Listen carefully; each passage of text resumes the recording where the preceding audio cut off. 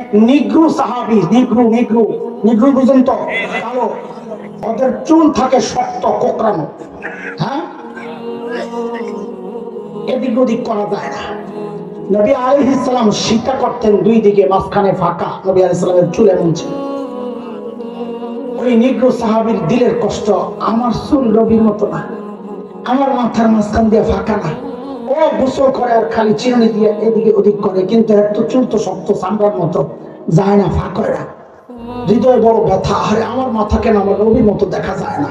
আশেক কারে দেখে একদিন কষ্ট সইতে না পাই একটা শীত গরম করছে লোহা, যখন টকটকে লাল, ওই লোহাটারে ঠিক মাথা বরাবর মাঝখানে লাগাই দিস,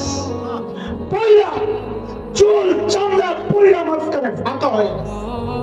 সঙ্গীরা জিজ্ঞেস করে, পাগল করলি কি, তোর ব্যথা লাগে না? ব্যথা লাগবে না কে, কিন্তু এতদিন কলিজার ব্যথা যা ছিল ওটা ঠান্ডা হয়ে গেছে, এখন আমারও মাঝখান দিয়ে ফাঁকা।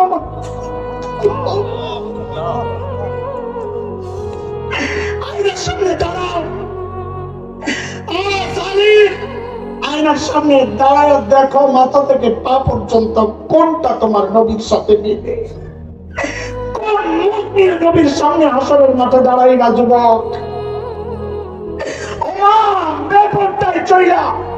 এই উশৃঙ্খল জীবন যাপন কইরা কোন মুখে হাসরের সামনে, হাসরে নবীর শাফাতের জন্য দাঁড়াইবা বলো, কোন মুখে দাঁড়াইবা? তুমি খাইতে গেল খ্রিস্টানের মতো খাও, তুমি ঘুমাইতে গেলে গুনাহ করতে করতে ঘুমাও। অথচ এমন কোন জিন্দেগির ধাপ নাই যেখানে আমার নবী তার তরিকা রেখে যান নাই। এমনকি টয়লেট কেন্দ্রে স্বার্থ হয় আমার নবী ওইটাও শিখায়া গেছেন। আল্লাহু আকবার। দোস্ত, নবীর আশিক যদি হও, প্রত্যেকটা কাজ করার সময় খালি একবার ভাবো আমার নবী এই কাজটা কেমনে করতেন। খাইতে গেলে ভাবো আমার নবী কেমনে খেতেন, পানি পান করতে গেলে ভাবো, ঘরে ঢুকতে গেলে ভাবো, বের হতে গেলে ভাবো, কাপড় পরার সময় ভাবো, জুতা পরার সময় ভাবো, ঘুমাইতে গেলে ভাবো, গাড়িতে উঠতে গেলে ভাবো, উপরে উঠতে গেলে ভাবো, নিচে নামতে গেলে ভাবো, বাজারে ঢুকতে গেলে ভাবো, বের হতে গেলে ভাবো, মসজিদে ঢুকতে গেলে ভাবো, বাইরে হতে গেলে ভাবো। আরে দুনিয়ার এমন কোন জায়গা নাই যেটা করতে গেলে আমার নবীর সুন্নত পাইবা না। আল্লাহু আকবার, আল্লাহু আকবার। আল্লাহ তাআলা আমাদেরকে হাকিকি আসল আশিকে রাসূল বানায় দেন।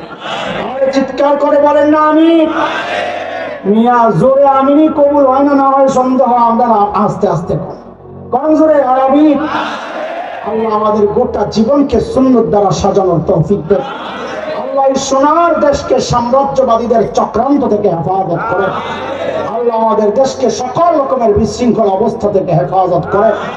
ওই মিশনারি কাদিয়ানীদের চক্রান্ত, হিজবুত তাওহীদের চক্রান্ত, সমস্ত বাতিল গ্রুপের চক্রান্ত থেকে সরল মনা মুসলমানদের ঈমানকে হেফাজত করে।